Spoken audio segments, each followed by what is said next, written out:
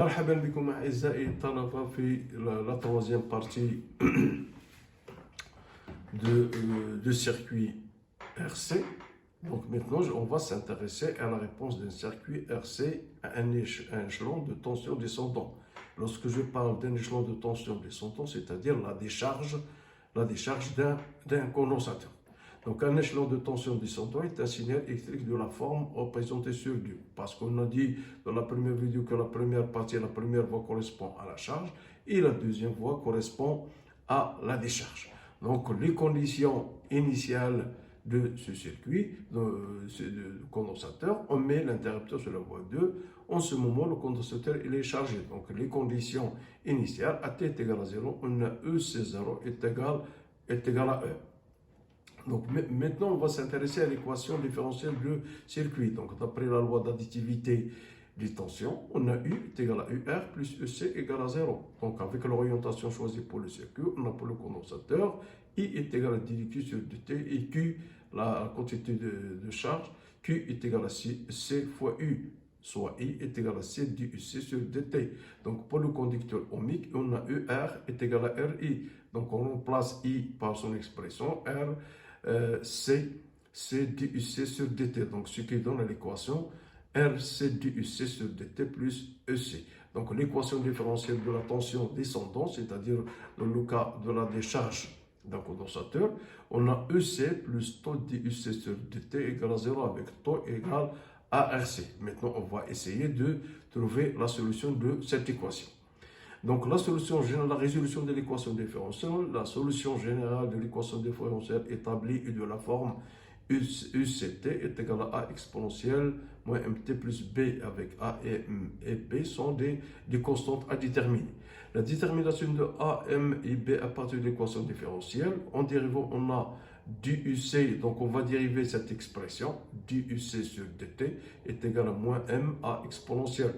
Donc on va porter ce résultat dans l'équation, ce qui donne que A exponentielle moins mt, facteur de 1 moins taux plus B égale à 0.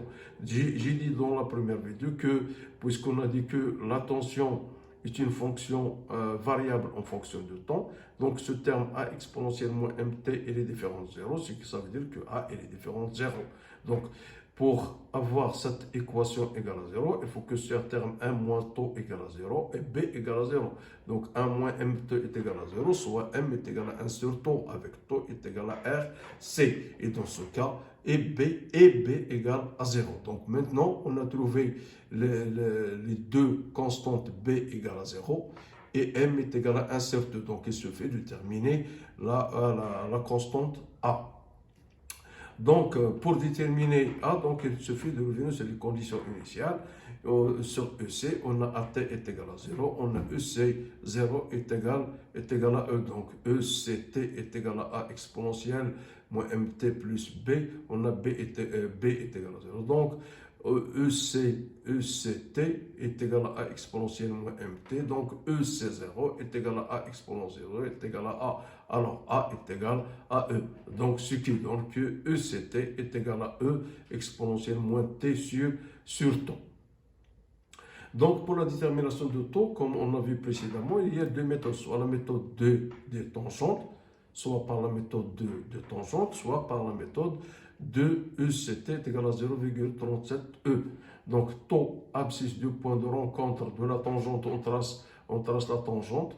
On trace la tangente à l'instant t est égal à 0 et l'intersection avec l'axe des abscisses, ça permet de donner taux. Donc à l'asymptote EC est égal à 0. Donc l'intersection de la tangente avec l'asymptote EC est égal à 0 donne taux. La deuxième méthode, il suffit de ECT, donc il faut donner à t est égal à taux d'après l'expression qu'on a vue précédemment. Il faut poser que T est égal à taux, ce qui donne que EC est égal à 0,37 E. Taux et l'abscisse de l'ordonnée 0,37 E. Donc, et comme ça, donc, on trace 0,37 E et l'intersection, donc l'abscisse de l'intersection de la droite EC avec la courbe donne taux. Donc il y a deux méthodes comme on l'a vu précédemment, soit par la méthode de tangente, soit avec EC taux est égal à 0,37 E. Et donc l'abscisse de l'intersection de la droite UC est égale à 0,37 E avec la courbe Danton.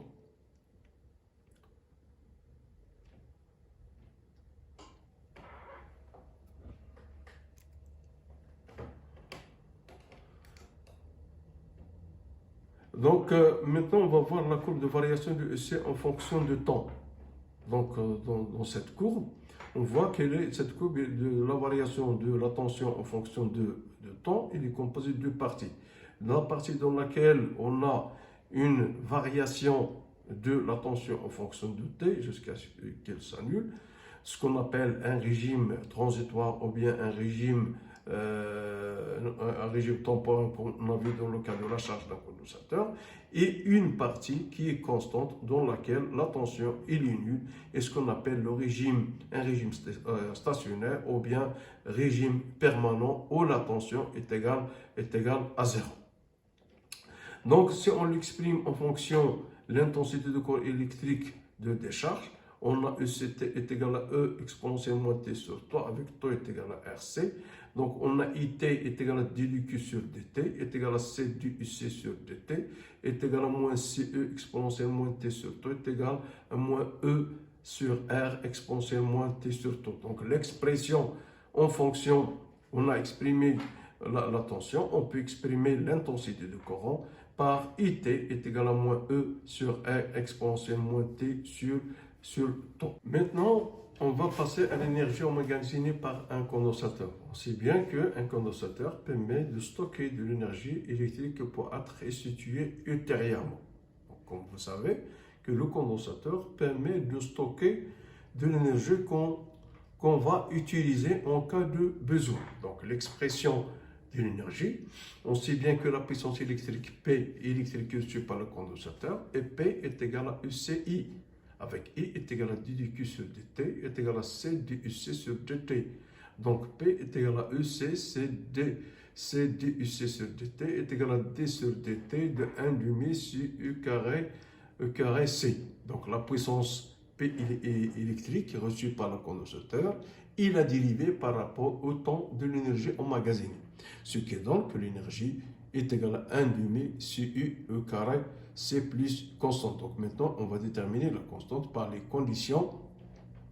Donc comme AT est égal à 0, on a l'énergie ET est égal à 0, car le condensateur était déchargé. Et on a T égal à 0, on a ECT0, ECT0, alors K égale à 0.